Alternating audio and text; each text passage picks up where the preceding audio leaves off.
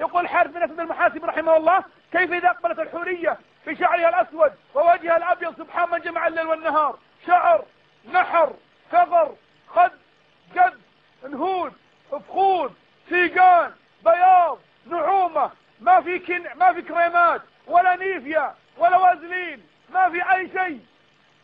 يقول الله: عن الوجوه يومئذ ناعمة، حتى وجهك أنت ناعم بدون أي أنواع مساحيق ولا نوع مكياج، أنت منعم. قال رحمه الله: كيف إذا دخلت عليك الحورية في هذا الوجه الجميل وذلك الطول الفارع، شعر أسود ووجه أبيض، سبحان من جمع الليل والنهار. المس كفة يا شيخ بس، ما المسح. يقول: كيف إذا لمست بنان، البنان هذا، كيف إذا لمست بنان نعم بالجنان آلاف السنين. لا إله إلا الله. وإذا أقبلت الحورية يقول رحمه الله: كيف إذا دخلت أحد القصور وإذا 10 من الحور العين متكئات على كثبان مسك.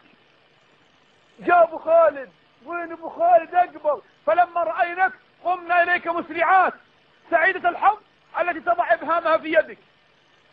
فلما أمسكنك ألقينك على ظهرك على كثبان مسك، سحنك على الظهر يا جمال. الله أكبر. والحاضرين كلهم إن شاء الله. قال: فمن واضعة فمها بفمك، تزين أنت مبخص.